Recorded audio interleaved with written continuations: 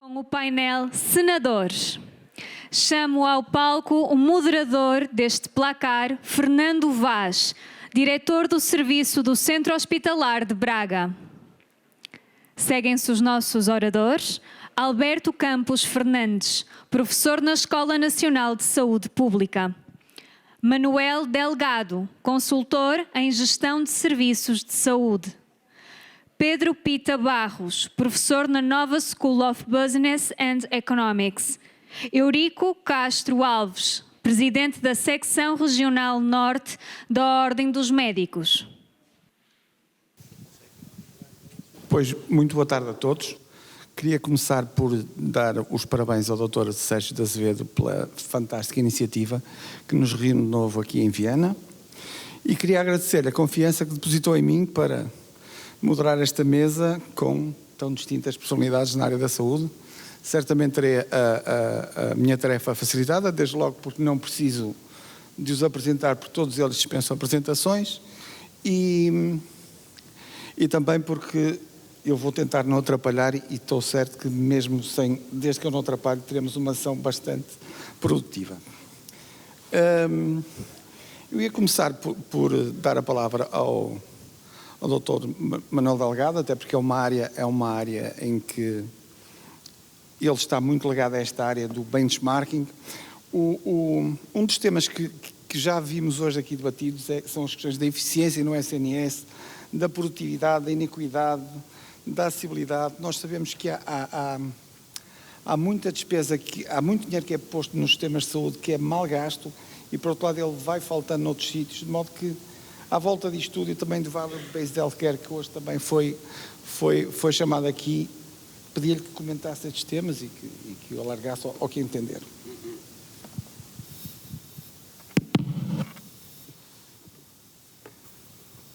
Muito boa tarde a todos. Muito obrigado, Sr. Doutor, pela sua introdução. Bom, falar sobre todos estes temas, eu acho que vale a pena começarmos pelo princípio. E o princípio tem muito a ver com os recursos que gastamos e com os resultados que obtemos. E o Sr. Professor fez aí uma introdução que eu vou-me permitir ver aqui nos meus apontamentos, que tem muito a ver com essa questão de o que é que andamos a fazer com aquilo que gastamos.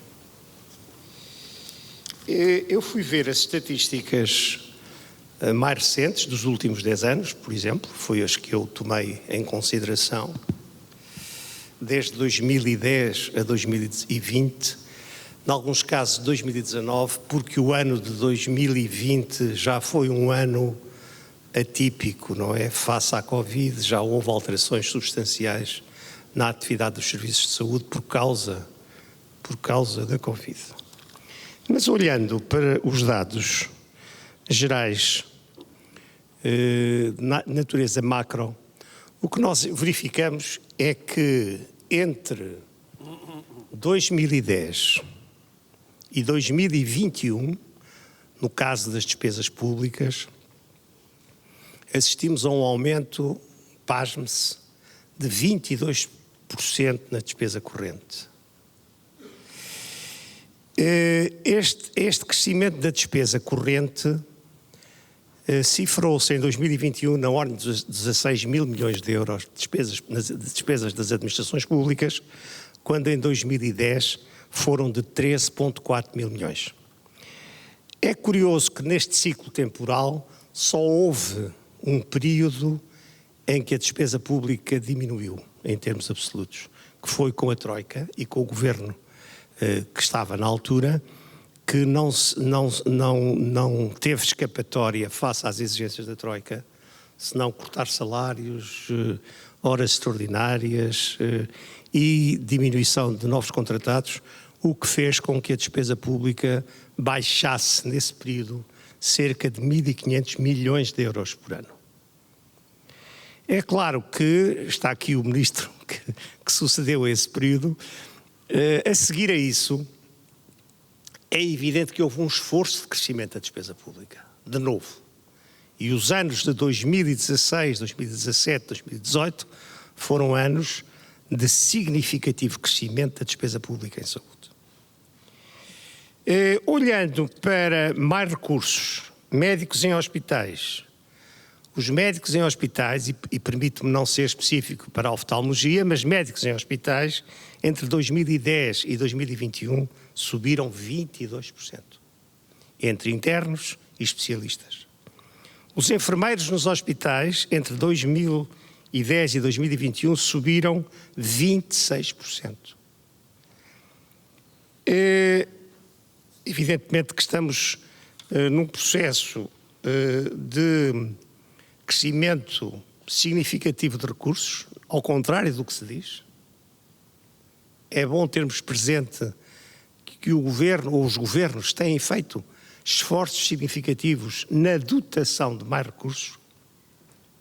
Só para terem uma ideia, os recursos gastos em médicos de família nos últimos 10 anos aumentaram 55%. O número de médicos. Eu próprio fico surpreendido com estes números, sinceramente, mas não os tirei de nenhuma gaveta que tenho lá com falsidades e como é que se diz, com fake news, não foi daí. Eu tirei estes números das estatísticas publicadas pelo próprio Ministério da Saúde. Tirei-os anteontem ou ontem. E, portanto, quando eu verifiquei que o crescimento de médicos de família em 10 anos ou 11 anos foi de 55%, eu próprio voltei atrás para confirmar. Da mesma forma, e ao contrário do que se diz, as USFs aumentaram em 10 anos 110%. Tínhamos 277 USFs em 2010, pois temos em 2021 581 USFs. E agora vamos a este dado particularmente preocupante. É que as consultas presenciais de medicina geral e familiar no nosso serviço público baixaram 5,4% perante este crescimento significativo de recursos. Ou seja, fizemos menos consultas presenciais do que aquelas que tínhamos feito há 10 anos atrás. Nos hospitais as coisas estão um bocadinho melhor, mas não significativamente melhor. Mas melhor. Eu acho que os hospitais, permitam-me dizer isto com esta naturalidade e com esta facilidade, os hospitais apresentam, apesar de tudo, uma gestão melhor. As consultas subiram 14% em 10 anos, as intervenções cirúrgicas subiram 10% em 10 anos, a cirurgia ambulatória ocupou uma parte significativa destas cirurgias programadas e subiram 48% a cirurgia ambulatória. As urgências são o calcanhar daqueles do sistema e não baixam. Subiram sempre, embora de uma forma moderada, mas subiram. E os internamentos baixaram. Ou seja, nós hoje, mas isto penso que é uma tendência natural, que as sociedades modernas têm, o número de doentes internados tem tendência a diminuir e não a aumentar. Não só porque há alternativas ambulatórias, mas também porque a idade é um fator, o envelhecimento é um fator que concorre, e ao contrário do que se possa pensar, para retirar doentes dos hospitais, tornando-os mais entidades para gerir cuidados agudos e libertando doentes em situação crónica ou de longa duração para instituições correspondentes. E isso está a acontecer também em Portugal, portanto, a tendência dos últimos 4, 5 anos foi baixar o número de doentes internados. Esta é uma constante. Bom, o Sr. Professor perguntava-me também sobre a questão do valor criado para os doentes e como é que temos evoluído nessa matéria. Eu diria que o tipo de informação que temos é curto para fazermos avaliações dessa natureza.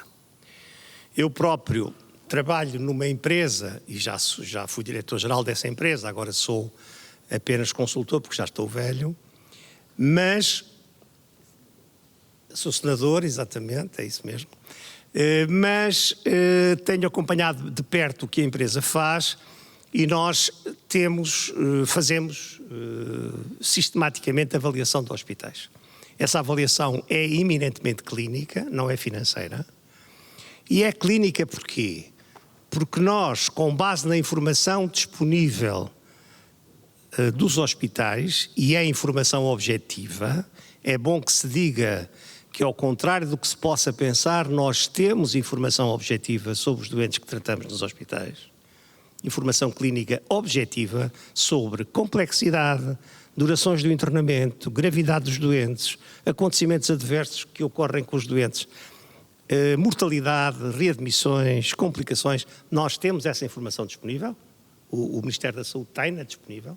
Claro que não a disponibiliza com a facilidade com que nós gostaríamos, mas tem essa informação disponível. E nós, com base nessa informação, nós, empresa, conseguimos fazer a análise da evolução dos hospitais em termos de gravidade dos doentes, complexidade dos doentes e resultados clínicos obtidos para os doentes. Evidentemente que os hospitais são muito diferentes uns dos outros. Eu gostava de dizer isto em primeira mão. Quando eu digo que são muito diferentes, há hospitais similares que tratam doentes clinicamente similares de forma muito diferente e com resultados clínicos muito diferentes. Segunda nota que eu gostava de deixar: estas avaliações de desempenho dos hospitais deviam ser, enfim, permitam-me dizer isto com alguma estultícia da minha parte, mas estas avaliações dos hospitais deviam ser acompanhadas pela Ordem dos Médicos e os seus colégios de especialidade.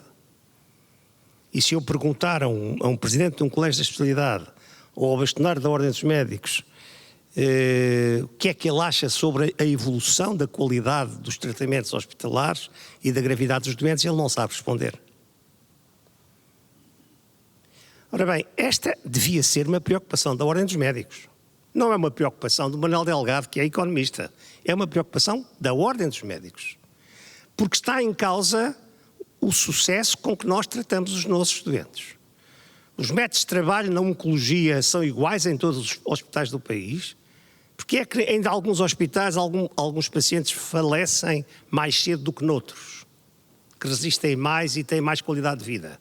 Estas avaliações são possíveis. Aliás, daqui passo, e termino com esta a minha intervenção aqui, passo para a questão do valor criado aos doentes, que é o Value-Based Healthcare, que está na moda, temos que convir que está, mas tem de facto importância. O Value-Based Healthcare é identificar como é que o doente se sente que a intervenção clínica, a intervenção dos médicos e dos serviços de saúde lhe criaram valor. Aliás, não é por acaso que nós em Portugal, a partir dos 65 anos, somos o país em que a qualidade de vida é pior. Enquanto, por exemplo, na Finlândia ou na Noruega, a qualidade de vida a partir dos 65 anos é informada pelos próprios utentes na ordem dos 10, 12 anos, em Portugal é de 5. Ou seja, estamos, de facto, no limiar, e permitam-me acabar com esta afirmação, estamos no limiar de uma transformação do paradigma da avaliação dos cuidados de saúde. Temos que passar de avaliações meramente produtivistas, quantos tratamos, quantos vimos, quantas urgências, quantas consultas, para uma perspectiva muito mais estribada, baseada no valor que criamos para as pessoas. Eu acho que em muitas áreas se intervém a mais, noutras provavelmente a menos, e portanto tudo isto, e não tenham dúvidas que isto vai acontecer, ainda por cima com a população mais envelhecida, ou a segunda mais envelhecida da Europa, evidentemente que esta questão da qualidade de vida das pessoas vai ser cada vez mais relevante e vai deixar para segundo plano o volume dos cuidados prestados. Muito obrigado.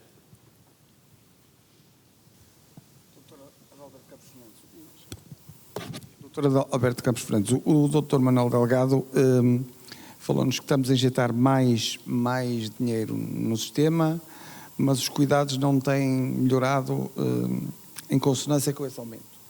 E pronto, não sei o que eu digo, o nosso Primeiro-Ministro disse que não bastam mais meios, precisamos de melhor organização, melhor gestão e de condições para motivar os profissionais do SNS. Quero falar um bocadinho sobre isso, sobre novos modelos de gestão Também, por outro lado, enquanto estamos a tentar tornar mais eficiente o sistema, os profissionais debatem-se muitas vezes com a obsolescência dos equipamentos e com más condições de trabalho. O que é que nos propõe? Bom, em primeiro lugar, o meu cumprimento ao Sr. Moderador, Dr. Fernando Vaz, e ao Sr. Dr. Sérgio Azevedo, que é verdadeiramente o herói da congregação no extremo norte do país de tantos ilustres e tantas ilustres personalidades, e que me fez a mim fazer 800 km com todo o gosto, no espaço de 6 horas, uma vez que vou ter que sair a correr para estar em Lisboa antes do final da tarde. Um prazer enorme, assisti à parte final da manhã, também o felicito por isso e acho que tem lugar um destes dias como Presidente da Assembleia da República, porque foi bastante animado o debate, o Dr. Manuel Delgado não assistiu, eu já não vi um debate assim tão animado, a não ser mesmo no Parlamento. E, dito isto, cumprimentar-vos a todos e dizer-vos que há um livro que eu prefaciei do meu amigo António Vaz Carneiro que se chama Mitos e Crenças em Saúde, que eu recomendo a todos que comprem. Porque no debate público e político, não apenas na saúde, mas em geral, nós, as elites, que em Portugal representam um pouco mais de 20 mil pessoas, perdemos muita da nossa energia a comentar impressões, preconceitos e ideias feitas. O Dr. Manuel Delgado trouxe aqui alguns números e a ideia que perpassa ao longo da fita do tempo e que está longe de estar contraditada porque nós temos muito pouca apetência, agora até com o ChatGPT podíamos fazê-lo, ou com o Perplexity, mas temos muita pouca apetência para confrontar se as nossas ideias compaginam ou não com a realidade dos factos. Apesar do polígrafo, apesar de tanto trabalho, apesar dos esforços do meu amigo Pedro Pita Barros, que procura vencer o tsunami da ignorância com o afrentamento da navegação da nova SBE, que é verdadeiramente o navio almirante da Universidade Nova de Lisboa, está ali ao pé do Forte São Julião da Barra. Esta reflexão para responder às perguntas que o Dr. Fernando Vaz perguntou. Primeiro, como é que Portugal, no seu conjunto, enquanto país, compara naquilo que são os indicadores internacionalmente avaliados e validados ao longo do tempo? Nós temos um relatório que sai anualmente, que é o Health at Glance, e classicamente nós que andamos na trilha da saúde trabalhamos 3 tipos de segmentos ou de gavetas, que é o acesso, a eficiência e a qualidade. Misturamos muitas vezes questões de acesso com problemas de eficiência ou questões de qualidade com questões de acesso, e se um hospital tem um episódio na urgência que corre mal ou que é mediatizado, o hospital no dia seguinte está destruído no conjunto dos seus 42 serviços. Há dias no hospital do meu concelho, um indivíduo entrou com um carro pelo hospital adentro. Eu até perguntei ao presidente do Hospital de Cascais se ele agora tinha um novo serviço de drive-in. Mas o que aconteceu é que o doente era um doente com problemas psiquiátricos, que fez aquilo ali como podia ter feito no hospital privado ou no hospital público.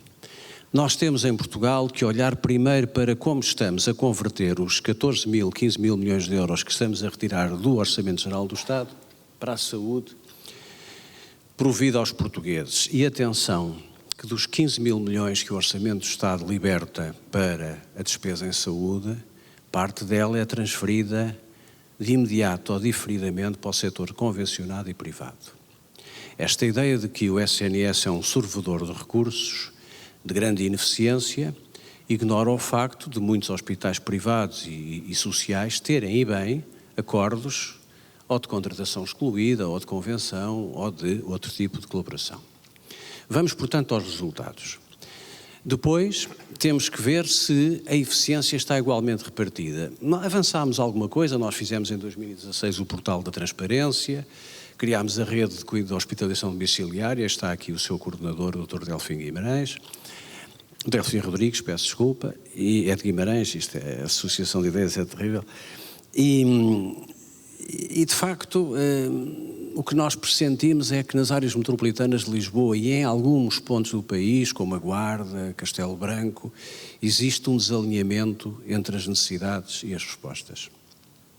E existe, do meu ponto de vista, uma cristalização que eu reputo e classifico de ideológica, no sentido de que este ruído teria terminado se o Estado, recolhendo, através dos impostos, o esforço fiscal das famílias, assumisse que nenhum português tem culpa do hospital, o Centro Hospitalar Universitário de Coimbra, ter lista de espera numa especialidade, porque paga os seus impostos todos os anos, até 31 de agosto, e, portanto, se há uma restrição de acesso a Coimbra ou a Santa Maria, esse doente tem o direito constitucional de ter uma resposta, que pode ser temporariamente convencionada ou contratualizada com uma entidade pública ou com uma entidade privada. Se isso fosse feito amanhã, o ruído no sistema reduzia-se muito. Depois há o aspecto que o Dr. Fernando Vaz colocou, que é a questão da gestão. Nós vimos que o Governo onde eu e o Dr. Manuel Delgado estivemos teve pouco mais dinheiro do que teve o Governo da Troika. Foi o período onde houve mais atividade no SNS nos últimos 30 anos. E depois, com a pandemia, e aí a pandemia é o que foi, a despesa saltou de 9 mil para 14 mil milhões, os recursos dispararam e em 2018 o SNS tinha sido o mais eficiente da Europa para ser em 22 um dos mais ineficientes da Europa. Temos um problema de ineficiência porque não houve nenhum país na Europa, nem na OCDE, que crescesse tanto na despesa pública pós-Covid e que tivesse uma degradação tão grande dos resultados.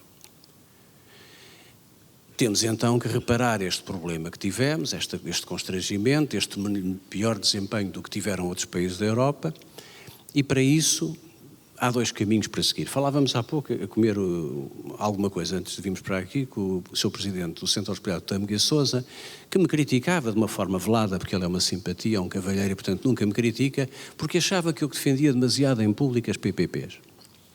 E ele tinha dúvidas sobre as virtudes das PPPs. E eu digo-lhe assim, eu não o faço por razões ideológicas, embora, como é reconhecido, enfim, os meus amigos de estimação dizem que eu sou demasiado liberal, apesar de socialista. Mas eu faço por razões técnicas. A existência de PPPs em Portugal representaram uma oportunidade de introduzir no sistema um irritante competitivo para a gestão no seu conjunto. Evidentemente que o Sr. em Braga havia coisas que não fazia. Porquê? Porque o contrato lhe permitia não fazer. Se havia doentes que eram encaminhados para o São João e os colegas de São João ficavam irritados e bem porque estavam a receber os doentes de Braga que Braga não via, mas isso estava no contrato. O problema não é da PPP. Os contratos tinham que ter uma revisão e tinham que ser, digamos, atualizados uma nova fórmula. Como sair daqui? Para concluir e não me estender muito e responder ainda à pergunta da obsolescência. Primeiro, é preciso libertar o sistema. Nós temos, daqui a pouco estamos quase a 50 anos da democracia e quase 50 anos do SNS, daqui não falta muito. Com um quadro demográfico e com um quadro, digamos, de morbilidades que é totalmente diferente. Quando eu acabei o curso, numa enfermaria de medicina, era normal a idade média ser 74 anos. O Eurico também se lembra disto com certeza. Hoje, há dias em que no serviço de medicina o mais novo tem 91. Portanto, o padrão digamos, demográfico, o padrão de distribuição da doença mudou, há fenómenos novos como a pobreza. Portugal não tem resolvido nos últimos 20 anos o problema da pobreza, Portugal não está a resolver o problema da pobreza, e a pobreza é a única situação que digamos, representa um casamento indissolúvel com a doença, porque mais pobres, mais doentes. Por outro lado, nós temos hoje, entre formais e informais, quase 10% da população portuguesa é imigrante. 1 milhão. Temos maternidades na Grande Lisboa, em que há dias em que os primeiro grupo de nascimentos já não são filhos nacionais. Portanto, o modelo de gestão dos hospitais em 2023, como falávamos em 79, quando o António Arnaud desenhou o programa para o SNS, está fora de questão. É fundamental haver uma cooperação entre os setores, social, privado e público, com uma regulação muito intensa por parte do Estado, porque é o Estado, digamos, que salvaguarda o interesse público. Os privados, obviamente, que se puderem ter uma margem superior, não têm uma margem inferior, senão não eram privados, eram todos despedidos. Portanto, não tem mal nenhum que o façam, desde que o façam dentro de um quadro, digamos, de regulação ética e de respeito pela deontologia profissional, à prova de bala, e tem que ser o Estado a fazer essa avaliação. Para as novas formas de gestão, eu acredito no modelo LS, pelas razões que não temos tempo para discutir aqui. Elas vão ser disseminadas até ao final do ano à totalidade do país, sobretudo pelo modelo de financiamento. Aí o Pedro até pode talvez nos ajudar sobre as vantagens da captação com ajustamento pelo risco. Eu acredito no desenvolvimento dentro dos hospitais de fórmulas de gestão inovadora, como foi o caso das USFs, os CRIs, adaptados à realidade de cada hospital e de cada região, e não tenho a menor dúvida que daqui por um ano, com a disseminação dos CRIs, as listas de espera inapropriadas, em tempo inapropriado, vão cair a pique, como estão a cair já em algumas especialidades em Lisboa. Exemplo da ortopedia no Central é paradigmático. Mas também acredito na necessidade de dar mais liberdade aos gestores com mais autonomia, cobrar resultados na contratualização e menos processo, ser menos interventivo e, passados 3 ministros da Saúde no governo da maioria atual, as finanças continuam a ser muito resistentes na libertação da autonomia para os hospitais. Não foi comigo, não foi com a doutora Marta Temido, não está a ser com o doutor Manuel Pizarro. As finanças nos países todos têm receio de libertar a chave do cofre e são muito, estão muito centradas no controle da despesa a partir da intromissão no processo. E esse é verdadeiramente o grande problema. O LS, CRIs, mais USFs, menos segmentação no mercado, um setor privado que complementa, apoia, colabora e que é competitivo e cada vez tem mais residência própria, cada vez tem mais staffing próprio. Os médicos e os enfermeiros fazem carreira dentro de grupos privados e fazem bem, investigam, ensinam.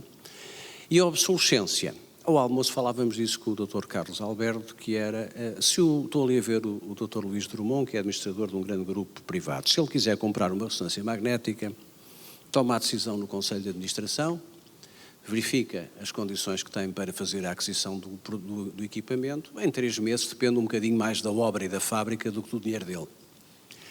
Qualquer um que esteja nesta sala, que seja administrador de um hospital público, sabe o calvário que tem que fazer para comprar uma ressonância magnética, desde o pedido de autorização até a todo o procedimento administrativo e a tramitação administrativa. Ou seja, os heróis não estão no setor privado nem no setor público, a gestão é o que é em qualquer parte das organizações, um gestor que está na área pública quando vai para o privado pode desempenhar tão bem ou melhor que um privado que vem para o público. Falta de facto vencer essa barreira, que é uma barreira psicológica e orçamental, que naturalmente nos governos todos da Europa as finanças têm em relação ao setor da saúde. E a obsolescência vem muito daí. Para concluir, o que é que pode acontecer? Pode acontecer o seguinte, e agora falando de política pura e dura, ou a atual maioria governativa, assente no Partido Socialista, consegue no tempo que falta para o resto do seu mandato dar o salto quântico que finalmente faz respirar a organização e a gestão e faz com que os gestores tenham capacidade de tomar conta das instituições e o SNS manterá um perímetro do ponto de vista do funcionamento semelhante àquele que tem, mas para melhor, ou, conversávamos há pouco sobre isso, no caso de haver uma alteração política, eu acredito que uma maioria de centro-direita com partidos como o PSD e a Iniciativa Liberal alterarão profundamente o modelo e o paradigma e teremos um sistema muito diferente daquele que temos agora. É um desafio para todos. Posso-vos dizer, estávamos aqui a tarde toda, as vantagens de ir por um caminho ou as desvantagens de ir por outro caminho, mas a gestão que nós hoje temos no sistema público, o diretor executivo, com esta nova estrutura, está muito dependente daquilo que possa ser um crédito de confiança que o setor governativo que tem o controle da despesa pública pode fazer. Continua a haver uma grande retenção ao investimento público, apesar do PRR, os hospitais sentem isso na sua própria pele, e portanto a obsolescência e a modernização foi, para concluir, Dr. Fernando Vaz, a grande vantagem competitiva do setor privado, que inclusivamente atraía os médicos mais novos e mais velhos, porque tinham no setor privado equipamentos que no setor público eram uma miragem. Eu trouxe o primeiro robô cirúrgico para o SNS, para o Correio Cabral, por uma pedinchice que eu fiz diretamente ao Príncipe HK, foi uma doação da Fundação HK, e agora finalmente vão haver outros hospitais que vão ter esse tipo de equipamentos. Portanto, não é fácil em 15 minutos, depois no debate poderei responder algumas questões, mas eu diria que as coisas não estão tão mal como às vezes a comunicação social mediatiza de uma maneira muito negativa determinados focos no país, é verdade que eles existem, não estão tão bem como nós gostaríamos. Eu tenho um enorme respeito pela gestão pública que está hoje instalada no sistema e não tenho nenhum desconforto em relação àquilo que possa ser uma relação adulta, regulada e transparente com o setor privado e social, desde que cada um cumpra as suas regras, porque eu no país só conheço dois tipos de pessoas, as competentes sérias e as incompetentes que não são sérias. E, portanto, de resto, não é uma questão de termos um carimbo na testa, sermos melhores ou piores em função da origem de onde vimos ou do que estamos a fazer. Muito obrigado. Muito obrigado. Eu vou permitir-me fazer um pequeno comentário. Eu em Braga vivi a parceria público-privada e vivi a sua reversão. E na mudança, o que mudou basicamente foi o Conselho de Administração. E nem sequer foram as 3 pessoas do Conselho de Administração, porque uma delas foi cooptada da anterior gestão. E as 2 pessoas que entraram são da maior competência, um deles é meu amigo e o outro tem uma consideração. O que mudou foram os instrumentos de gestão que eles têm ao seu alcance, exatamente o que disse a seguir, que não é comprar uma ressonância, é comprar um ecógrafo para o serviço de oftalmologia, que é difícil e antes era fácil. É contratar um médico para um serviço que está carente de um médico e que hoje não é necessário. E isso é que a grande diferença entre os tempos da PPP e os tempos da gestão pública são esses. Eu agora ia colocar uma questão ao Dr. Eurico Castro Alves. Nós temos falado muito da sustentabilidade do SNS e eu agora ia lhe pedir para nos falar um bocadinho da sustentabilidade do SNS. Nós temos, nos Estados Unidos, a pegada de carbono da indústria da saúde representa 10% do total da pegada de carbono. E na nossa área da oftalmologia, nós somos, digamos que a especialidade mais poluidora, porque também somos os que fazemos mais. A pegada de carbono de uma cirurgia de catarata, de acordo com um estudo da Universidade de Glasgow, representa o mesmo que uma viagem de automóvel de 500 km. Nós fazemos em Portugal 150 cirurgias de cataratas por ano. Produzimos 121 itens descartáveis, 4 kg de lixo. Isto é sustentável? Muito obrigado. Boa tarde a todos. Eu queria aproveitar a oportunidade, em primeiro lugar, e já estou aqui na condição de dirigente da Ordem dos Médicos, para felicitar o Sérgio, para agradecer o convite e felicitar o Sérgio Azevedo por este tipo de iniciativas. Como eu fui eleito há muito pouco tempo, os médicos que aqui estão devem saber que uma das coisas que eu andei a dizer, e fico muito contente de ver na prática, é que os médicos têm forçosamente que ter mais intervenção, para além da sua atividade enquanto médicos, que é muito importante, é uma missão que nós temos e abraçamos para a nossa vida. Os médicos têm informação e têm formação que lhes conferem autoridade para terem uma intervenção cívica, pública e, sobretudo, nas áreas da gestão do sistema de saúde. E, portanto, eu fico muito contente quando vejo o Sérgio desenvolver e implementar iniciativas deste género e pôr os médicos e os administradores da saúde a conversar, a pensar e a criar ideias para o futuro. Portanto, não queria deixar de dar esta nota. Queria também dizer-vos que esta pergunta foi combinada com o Fernando. Portanto, nós trocamos todos uns e-mails, cada um escolhia o tema pelo qual falava. Eu vejo os e-mails só de longe a longe, portanto, os outros escolheram todos primeiro. E eu também pensei que, atendendo aos meus colegas, por acaso são todos amigos meus, por quem eu tenho muito respeito, e senadores, isto quer dizer que já temos um percurso. A má notícia é essa, que já fizemos muita coisa na vida, já estamos mais para lá, mas de qualquer modo eu não iria acrescentar grande coisa ao que eles dissessem aqui, porque são pessoas extremamente experientes e bem preparadas, e portanto escolhi um tema do qual eu não sabia nada, e o Fernando também me disse que era um tema que gostava muito, que é a questão da pegada ecológica. Aliás, eu até trazia alguns slides, depois combinamos todos que não apresentava slides, mas íamos falar só do primeiro, que era o título, e eu tinha-lhe posto o título que era Assunto muito importante para o nosso futuro. E, de facto, este tema, que é a pegada ecológica e a sustentabilidade da saúde e a sustentabilidade ambiental, acho que é muito importante para nós, porque estamos todos de acordo, é muito consensual, mas eu dei comigo a pensar uma coisa, todos estamos de acordo, mas ninguém sabe nada disto, e ninguém faz nada por isto, tirando um ou outro.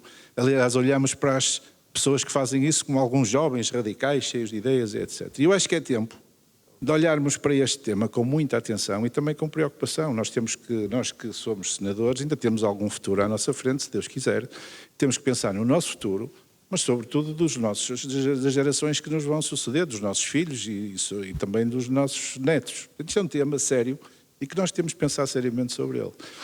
E eu peguei num trabalho que o Fernando Vaz fez há relativamente pouco tempo, digo já, muito bem feito, com muita informação, aprendi uma série de coisas, e as 2 ou 3 notas que eu vos quero deixar, já que não temos muito tempo para falar de tudo, foi coisas que eu aprendi com esse trabalho e que acho muito importantes. A primeira das quais é que a indústria da saúde, chamemos-lhe assim, ou seja, o trabalho dos hospitais e das instituições de saúde, tem de facto uma pegada ecológica, ambiental, no sentido negativo, muito significativa. Eu nem sabia e fiquei a saber que só a indústria alimentar é que produz mais resíduos e mais toxicidade ambiental do que a indústria da saúde. Nós, em termos de produção de gases tóxicos, sobretudo os hospitais, as instituições que produzem serviços na saúde, temos 4,4% do global da pegada dos gases que produzem efeito de estufa na pegada ecológica, sendo que os Estados Unidos já vão nos 10%, como disse o Fernando há pouco, e o Reino Unido nos 5%. E a tendência é para crescer. Os produtos tóxicos, os resíduos dos hospitais são incríveis, nomeadamente produtos químicos tóxicos, águas residuais, etc, etc. E a gestão de tudo isto está a ser feita pela nossa geração e por todos nós, sem pensarmos no efeito que isto devastador que isto está a ter no nosso clima e no nosso futuro. É uma coisa que é de hoje. E, portanto, eu fiquei contente por poder estudar este tema e trazer-vos aqui estas questões. Como ele disse, há 5 milhões de cataratas que se fazem na Europa. E cada catarata, penso que o Fernando terá dito isto, eu li, são 4 quilos e tal de resíduos que são lançados e que têm efeitos nocivos no ambiente. Felizmente, e eu também fui investigar, as sociedades científicas da oftalmologia, à escala internacional, têm vindo a propor medidas, e que eu acho que fazem muito sentido, nomeadamente a reutilização dos dispositivos médicos, ou seja, cada vez menos utilizarmos dispositivos de uso único, o reprocessamento, tem estado a ser muito falado, mas teima em arrancar e a fazer corpo no nosso universo da prestação de cuidados de saúde, a utilização de percursos de esterilização mais curtos, mais otimizados. As administrações hospitalares têm que começar a ter mais atenção, e eu falo do meu caso e do meu hospital e muitos outros, eu conheço o país praticamente todo, e todos nós sabemos que há imensas instalações que são climatizadas, consomem energia, consomem recursos e que não são utilizadas. Há serviços de manutenção que não são utilizados nos tempos certos e nos tempos devidos, isso leva a mais consumo.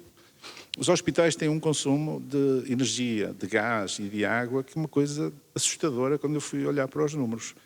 Curiosamente, os hospitais do Norte, que produziram mais cirurgias e mais consultas de uma forma geral, conseguem ter um consumo inferior a 30% em relação aos hospitais do Sul. Eu digo isto, não é para chatear o meu amigo Adalberto, não é com essa intenção, e até porque, e aproveito para dizer isto, eu não sou dos que acham que os do Norte são melhores que os do Sul. A realidade do Sul é que é diferente da do Norte. Os hospitais do Sul estão dispersos em muito mais unidades, edifícios muito antigos, mais obsoletos, arcaicos, e tudo isto gera muitos consumos. Portanto, o que eu quero dizer com isto é que quem tem a responsabilidade da gestão política, da gestão do dia-a-dia, e até do cidadão comum que toma decisões no âmbito da utilização, etc., tem que olhar para estas coisas como um todo e perceber que cada medida que se toma, quer à escala do nível do Ministro, que vai ter que fechar uma série de hospitais em Lisboa e vai ter que abrir novos hospitais com melhores recursos e com melhor respeito pela gestão dos recursos e pelo ambiente. Mas quer depois por ali abaixo, ao nível das administrações hospitalares, dos médicos que tomam decisões muito importantes e do cidadão utilizador, todos nós somos igualmente responsáveis pelo que irá acontecer no futuro. Há imensa coisa que nós podemos fazer, pequenas coisas, e que todas somadas poderão dar um resultado interessante.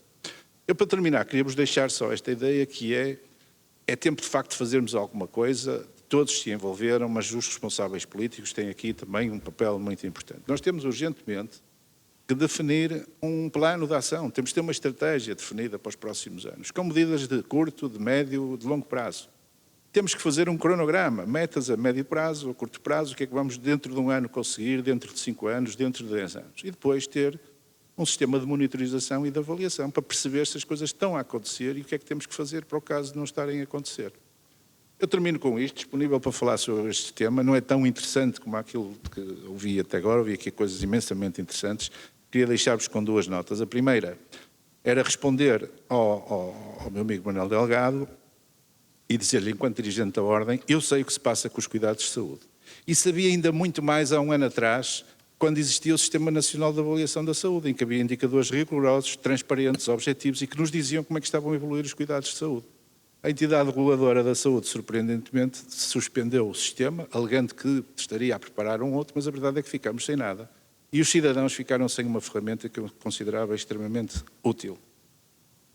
Mesmo para terminar, o meu amigo Adalberto também me inspirou quando dizia que conhecia 2 tipos de pessoas e eu lembrei-me, daqui há tempos tinha uma conversa com um militar que me dizia que na tropa há 4 tipos de pessoas. Isto para voltar às questões ambientais, que eu considero uma mensagem interessante que posso deixar aqui. E os 4 tipos de pessoas que há na tropa, ou nos militares, é o inteligente com iniciativa, o inteligente sem iniciativa, um burro sem iniciativa e um burro com iniciativa. E dizia-me esse militar que um burro com iniciativa pode fazer perder uma guerra. E eu com isto a mensagem que eu quero deixar é, nas questões ambientais, se nós tivermos pessoas inteligentes com iniciativa, podemos fazer toda a diferença. E isto faz-se à escala de cada um de nós, de cada cidadão. Mais uma vez, obrigado pela oportunidade. Muito obrigado. Bem, o Eurico fez de pinheiro e revelou aqui o nosso segredo de polichinelo, que já tínhamos discutido previamente os temas que queríamos abordar. E há um tema que foi transversal a todos. Eu vou dar a palavra agora ao professor Pedro Pita Barros, que é a questão dos recursos humanos Não, para já vou-lhe dar esta questão, que é só para si, da Silver Economy. Nós todos temos já, por acaso, aqui o professor Adalberto ainda não, mas temos todos já algum grey hair em relação ao envelhecimento da população. Que desafios é que isto nos lança? E depois passaremos então à questão dos recursos humanos, que foi transversal a todos, e depois todos poderão a seguir assim comentar. Bom, muito boa tarde e faço meus os cumprimentos que todos fizeram, a todos para aqui presentes, para não demorar muito mais tempo. Na parte do envelhecimento, 2 ou 3 pontos centrais que vale a pena reter, e eu não me vou alongar muito sobre eles, só telegraficamente para ficarem na cabeça. Primeiro, toda a gente fala que o envelhecimento é um problema enorme para a despesa em saúde. Mentira. É um daqueles mitos que existe há muito tempo. Podemos depois desconstruir porque é que é um mito, mas é um mito que está comprovadamente assente em factos e até é fácil de perceber. Basta pensarmos no quanto aumentaram os recursos em saúde nos últimos anos, em termos de despesa, e se confrontarmos isso com o envelhecimento da população, que é por natureza muito lento, apesar de nós estarmos num nível já avançado, torna quase impossível dizer que é o envelhecimento da população que gera problemas de despesa nos sistemas de saúde. Muitas vezes nós temos outras categorias de despesa que parecem ser associadas ao envelhecimento, que não são. Toda a inovação que é criada para pessoas de idade mais avançada é despesa de inovação, apesar de ser feita com pessoas de idade mais avançada. Isso faz toda a diferença. Essa é a primeira parte. A segunda parte é que o desafio do envelhecimento para um sistema de saúde não está nos recursos que vai existir, consequência do primeiro mito que eu tentei argumentar que não existe, mas está na necessidade de flexibilidade do sistema de conseguir dar respostas diferentes a pessoas que legitimamente, nas mesmas condições até clínicas, poderão querer respostas diferentes. E é essa flexibilidade do sistema de saúde que nós não estamos habituados a ter e que precisa de ter uma resposta diferente do que temos tido. Todos nós sabemos que, provavelmente, para uma perna partida, queremos a mesma resposta em todo o lado do país.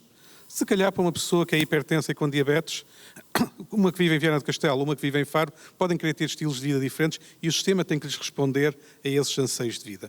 E essa parte entronca com a parte da organização, com a parte de processos, com tudo o que se quiser, mas é uma resposta diferente daquela que estamos habituados a dar. Sobretudo exige algo, como o Manuel também falou, tangencialmente quando falou do Value-Based Healthcare, que é perceber o que é que tem valor para as pessoas, para saber como é que o sistema de saúde lhes dá a resposta. Como é que o sistema de saúde pergunta às pessoas quais são os seus objetivos de vida, no tempo de vida que ainda tem, e como é que nós o vamos ajudar nesse caminho, e não tanto dizer-lhe, é isto que você tem que querer. Porque nós, sendo do sistema de saúde, sabemos aquilo que você precisa de querer.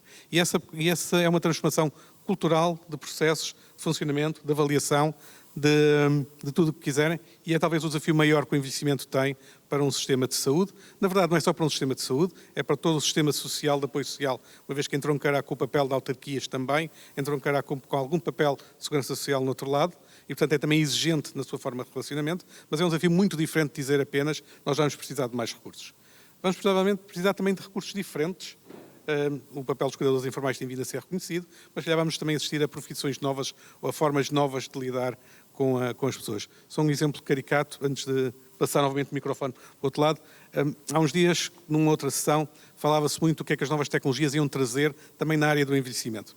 E um conjunto de pessoas esteve a perguntar a uma população idosa que robô é que gostariam de ter no futuro para os ajudar. Naquela lógica de vamos perguntar às pessoas o que é que elas querem. É um pensamento normal, é alguém que ajuda a fazer isto, alguém que ajuda a fazer aquilo. Vai nesse sentido. Mas o principal elemento de ajuda que as pessoas precisavam não é aquilo que vocês provavelmente estão a pensar. A resposta que pareceu ter mais apoio é que as pessoas precisam, a partir de determinada idade, precisavam de um pequeno robô que os ajudasse a cortar as unhas dos pés. Por causa das dificuldades em lá chegar, por causa dos problemas osteoarticulares, isso nunca tinha passado pela cabeça de quem estava a trabalhar no assunto. E, portanto, o elemento de surpresa que nós vamos ter quando começarmos a perguntar às pessoas o que é que elas precisam no seu processo de envelhecimento, deve ser também uma lição de humildade para os serviços de saúde, para os sistemas de saúde e ter a flexibilidade depois de acomodar essas respostas que nós precisaremos. E pronto, fico por aqui. Passo já aos recursos humanos? Ok.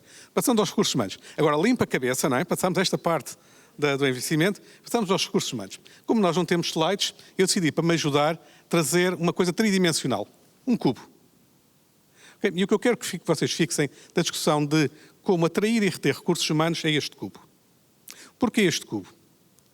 Porque quando estamos a falar de recursos humanos, nós devemos ter em mente 3 dimensões. E 3 dimensões dá cada uma das dimensões do cubo.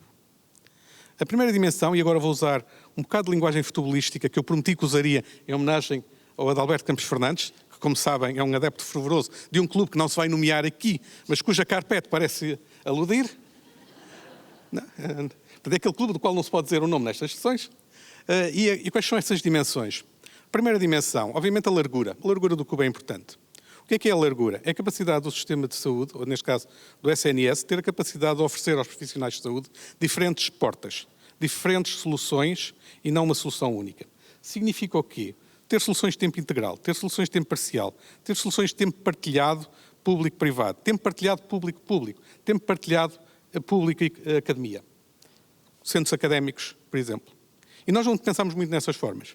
Como introduzir essa flexibilidade? Essa é a primeira dimensão, a largura. A segunda dimensão é a profundidade. Profundidade ao longo do tempo. A segunda dimensão, vocês conseguem ver, é aqui uma segunda dimensão. Profundidade ao longo do tempo. Porquê? Tem que ser pensado em termos de desenvolvimento de carreira. E desenvolvimento de carreira hoje em dia é algo diferente do que era no passado. Vai precisar de se pensar em tempos diferentes por exemplo, o tempo de parentalidade, seja para homens ou mulheres. Como é que isso se integra no desenvolvimento de carreira? Tempo de desenvolvimento profissional.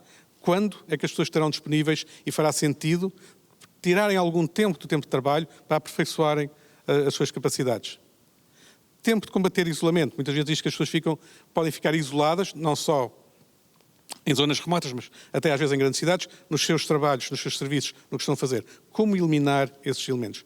E isso tem que ser pensado de uma forma integrada entre a pessoa, o serviço e o sistema em que está. E, portanto, é a profundidade ao longo do tempo. A terceira dimensão que eu tenho aqui é a qualidade das funções que são exercidas. Nós normalmente pensamos muito nas condições remuneratórias, mas há muito mais além disso. Como profissionais de saúde poderão contestar-me ou ajudar-me, mas num trabalho que está a ser feito por um estudante da Nova School of Business Economics, está a olhar para algum cuidado para estas coisas em conjunto com alguns médicos, o elemento que surge como mais importante em termos de retenção e atração é a autonomia. A autonomia no que se está a fazer. Capacidade de poder decidir e não ser, como é que alguns têm dito, ser um escravo da folha de Excel de um gestor. E essa autonomia é um elemento importante das condições remuneratórias. Vem muito à frente de outras coisas, como as condições físicas das instalações. Condições remuneratórias são importantes, mas não serão únicas. A outra, e dentro dessa qualidade, também a parte de flexibilidade de horário laboral. Como construí-la, como tê-la, é também valorizada. E, portanto, nós temos, nesta lógica de atração e retenção, as 3 dimensões de um cubo. Estão a ver? Por isso é que eu tinha aqui o cubo. Para nunca nos esquecermos. Largura, opções diferentes para se poder escolher. Profundidade, para ser desenvolvimento ao longo de carreira. Qualidade, condições remuneratórias, autonomia e flexibilidade. Se nós conseguirmos criar um cubo com estas 3 dimensões e as conseguirmos tratar ao mesmo tempo em termos de gestão, acho que nós conseguiríamos fazer muito melhor em termos do Serviço Nacional de Saúde. E, portanto, o desafio que se coloca à gestão, neste momento do Serviço Nacional de Saúde, é encher este cubo nas suas várias dimensões. E este é o meu desafio que também deixo para os meus outros colegas de mesa. Muito obrigado.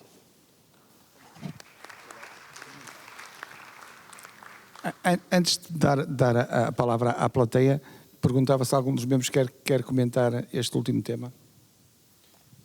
Muito rapidamente, eu queria cumprimentar todos, mas em particular o Pedro, porque o Pedro não para de nos surpreender.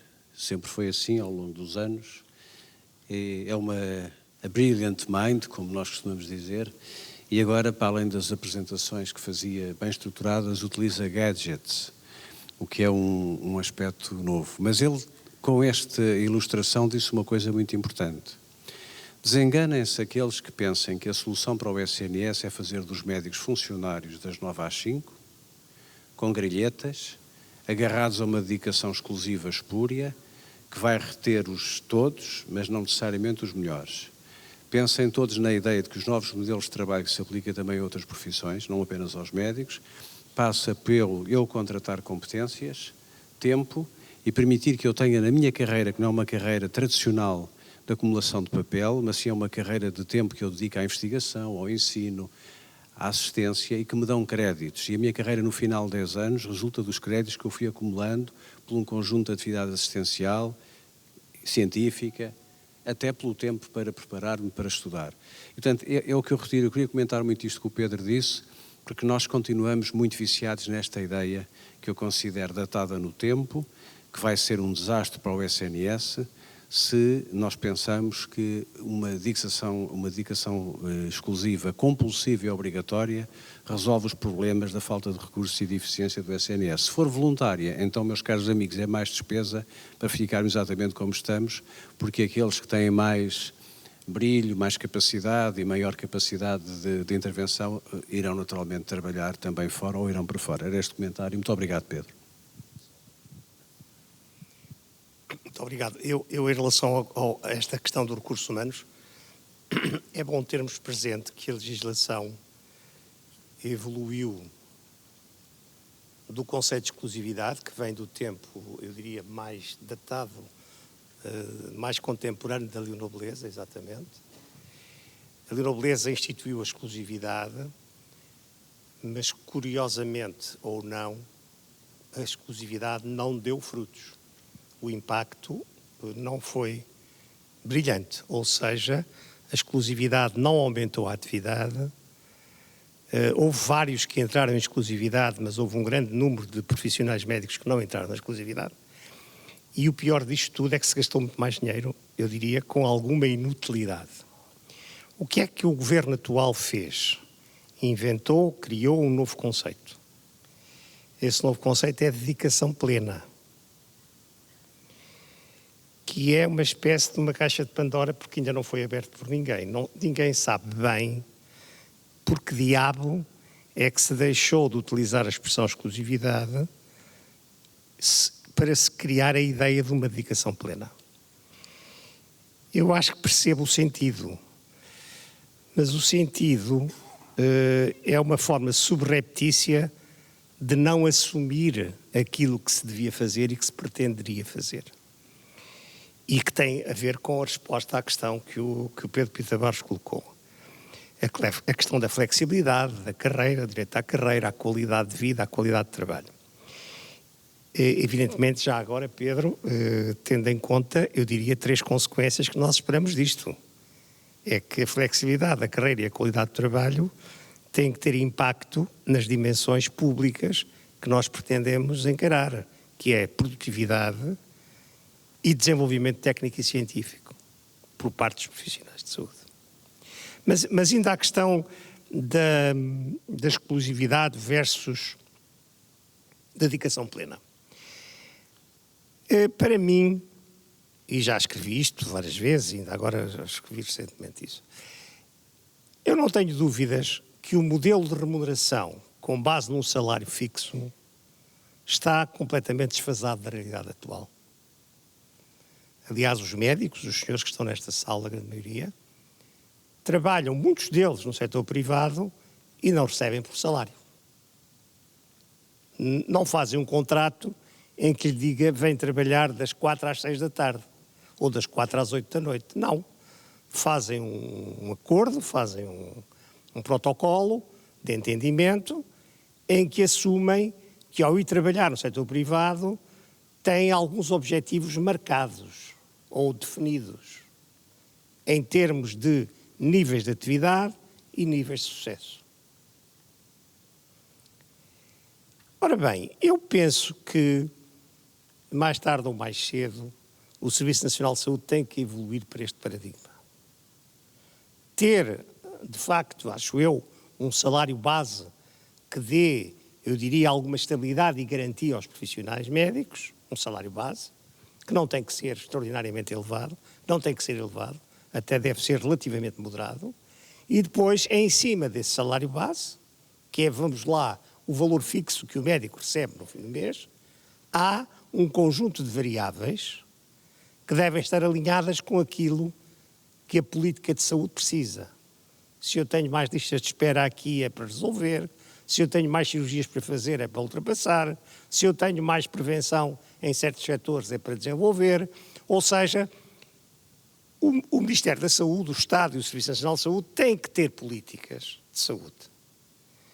As administrações dos hospitais têm que ter políticas internas de saúde, ou seja, têm que saber para onde é que querem ir, quais são as áreas que precisam desenvolver, quais são as áreas em que têm mais carências. Eu, quando falo em carências, não falo em carências de meios, nem de computadores, nem de ressonâncias magnéticas. Isso não é uma carência, isso é um instrumento que me vai ajudar a resolver carências, porque as carências estão sempre do lado das pessoas, dos cidadãos.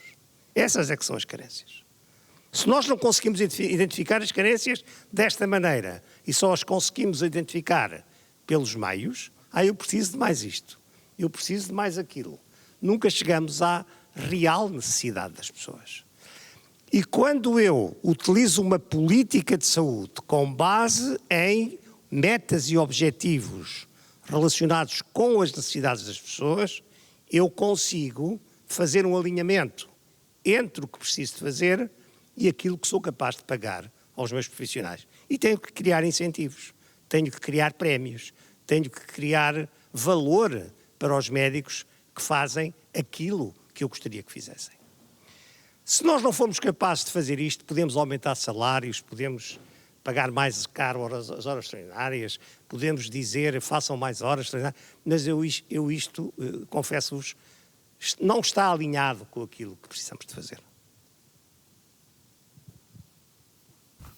Já agora, uma nota muito rápida, enquanto também dirigente da Ordem dos Médicos, perdoem-me este enviesamento, mas é nessa condição que estou agora, e não querendo repetir o que aqui foi dito, tenho que realçar 2 ou 3 questões que são fundamentais. E a primeira é, nós vivemos tempos muito importantes, que são tempos em que necessariamente terá que haver mudança nas políticas de saúde e há muita coisa que tem que mudar. E lembro, e todos nós sabemos, que a profissão médica está exausta, está cansada de inventar todos os dias, de fazer pequenos milagres todos os dias, de gerir diariamente a escassez de recursos, de tempo, disto e daquilo. E disse-se aqui uma coisa muito importante, que é desenganem-se aqueles que acham que, proletarizando a profissão médica, conseguem fazer um serviço clínico de excelência aos doentes portugueses. Portanto, a nota que eu queria aqui deixar é que a profissão médica, e eu tenho o orgulho de dizer, e os que aqui estão sabem isso, nós médicos sabemos e somos capazes de fazer o que melhor se faz em qualquer parte do mundo desenvolvido e civilizado. Quando algum doente me pergunta qual é o hospital do mundo onde eu posso ir ser tratado, e normalmente olham sempre para os Estados Unidos, para as clínicas Mayo e Cleveland desta vida, onde é que eu posso ir para ser tratado? Eu digo sempre que em termos de profissões médicas, de especialidades e de médicos, o que sabem lá, sabem cá, e fazemos exatamente a mesma coisa, com a mesma intensidade e com a mesma competência. E, portanto, tendo nós o orgulho de ter médicos altamente diferenciados, altamente preparados, com dezenas de anos de estudo, de treino e de investimento pessoal, é importante que comece a haver algum respeito por esta profissão. Com todo o respeito que todas as outras profissões nos merecem, é importante que se perceba que um técnico altamente diferenciado, sob o ponto de vista técnico e científico, que é um médico, que demora dezenas de anos a preparar, não pode ser encarado como uma outra profissão que demora 2 ou 3 anos a produzir um profissional. E isto tem estado a acontecer na nossa sociedade. Inclusivamente, E isto é gravíssimo o que tem estado a acontecer nos últimos tempos, inclusivamente no que respeita às competências e aos lugares de liderança e de direção no sistema de saúde. Não é tecnicamente correto, não é sério, nem é honesto que algumas profissões sejam postas acima ou ao lado das competências dos médicos que demoram tanto tempo a preparar. Portanto, se queremos que alguma coisa aconteça de bom no futuro, é bom que esta premissa não deixe de ser encarada e não deixe de ser seriamente e honestamente tratada. Muito obrigado. Muito obrigado. E então dar a palavra ao Dr. Carlos Alberto Silva, então, tantas vezes citado aqui de cima, e então pediu a palavra. E depois o Dr. Delfino Rodrigues. Eu é quase como na Assembleia da República, em defesa da honra. Não é? O meu amigo Alberto deixou ali no ar, aparentemente, uma ideia de que eu seria contra as PPPs. E eu queria, manifestamente, fazer uma declaração de interesse que não sou contra as PPPs. Ou seja, o que eu disse foi que as PPPs têm regras diferentes das nossas e há que as clarificar para que a gente possa ter, na abordagem, na leitura que fazem quando gestor público, uma comparação que seja justa, porque senão de outra maneira, e eu aliás a discussão que nós tivemos ali foi que era muito importante as 4 PPPs que tínhamos, porque até geravam o tal irritante, na expressão do Adalberto, o tal irritante do sistema que provocava a competitividade entre uns e outros para melhorar, porque obviamente o setor privado tem coisas que faz melhor do que nós, não só porque tem melhores regras, mas porque tem outro tipo de filosofia. Por isso eu queria deixar aqui esta defesa da honra para que não saia daqui a ser espancada à saída sem nenhum motivo aparente, nem nenhuma justificação.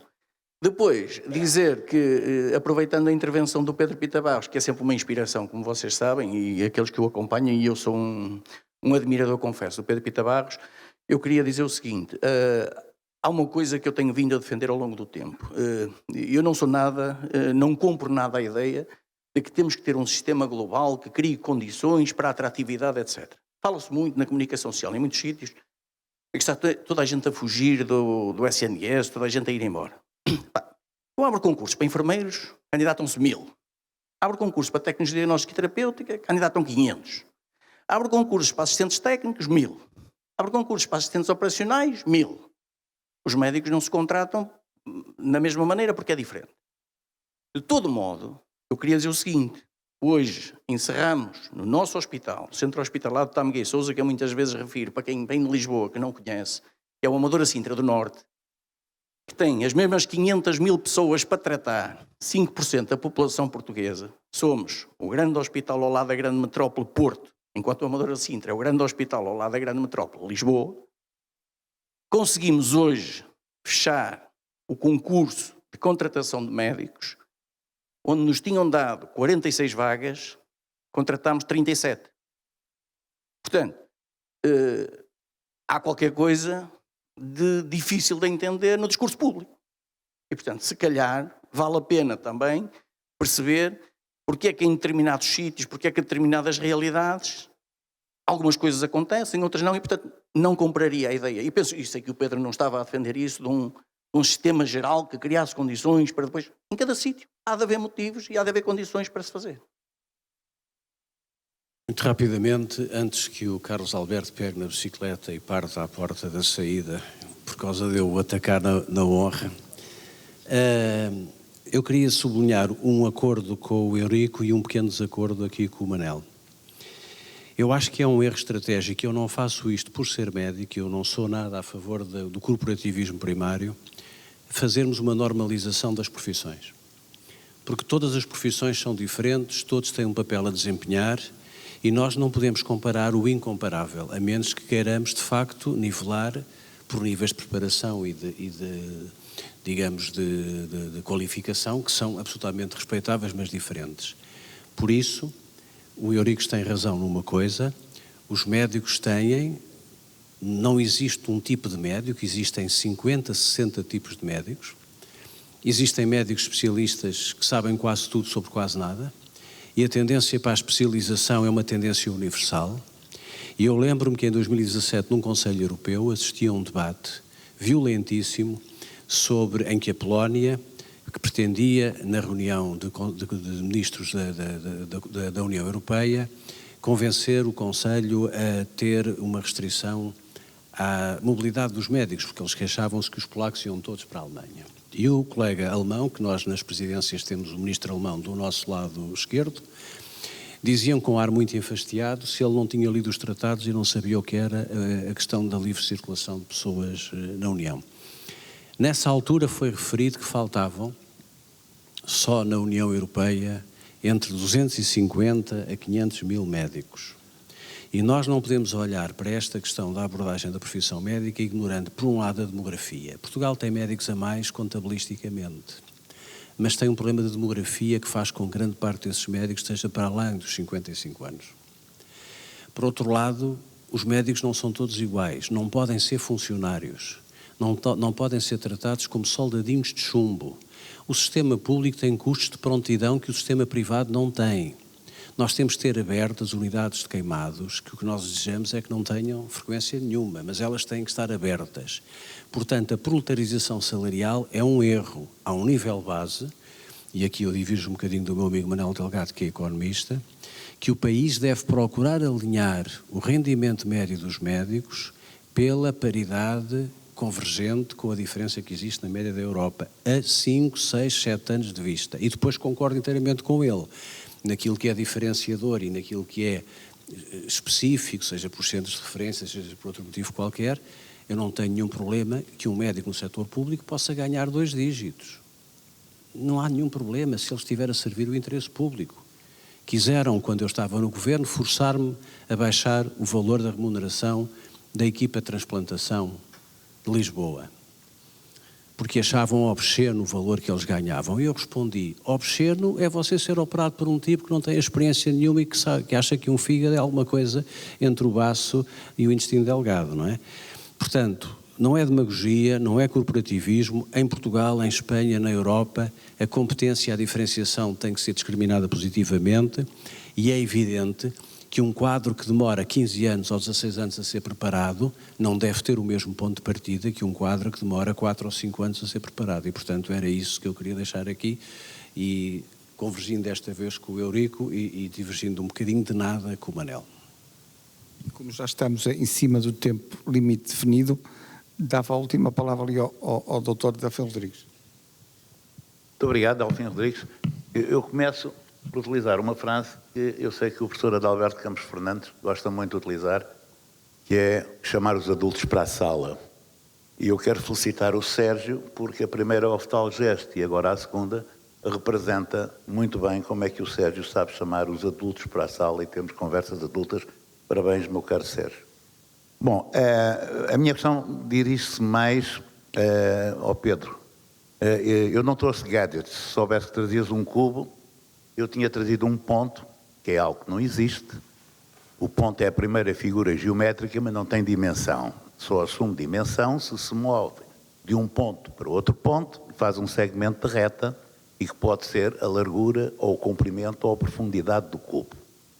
A minha questão supõe que um segmento de reta se eleva, para ir à tua questão, se eleva no espaço e de cima para baixo olha para um segmento de reta, olha para um cubo e para um triângulo. O que é que vê? Vê no segmento de reta só vê 2 pontos, no cubo só vê 4 pontos e no triângulo só vê 3 pontos. Eu compreendo a imagem e concordo em certa medida que nessa matéria de recursos humanos, a questão da profundidade, a questão da largura e da altura, mas nós habituámos-nos na geométrica, na geometria clássica, que as figuras geométricas são imóveis. Mas hoje já não existem cubos, não é? Hoje o que existe são tetraedros, que são cubos, hipercubos, cubos em movimento, que já não têm 3 dimensões, que têm 4, e a quarta é o espaço. Por conseguinte, a questão é como e esta pergunta não foi combinada, garanto. Como é que tu conjugas a questão da profundidade, e que muito bem alinhaste dos recursos humanos, a questão da largura e a questão da altura, que são dimensões estáticas, como é que tu alimentas isto com um cubo, que hoje é um cubo em movimento, no espaço? Muito obrigado.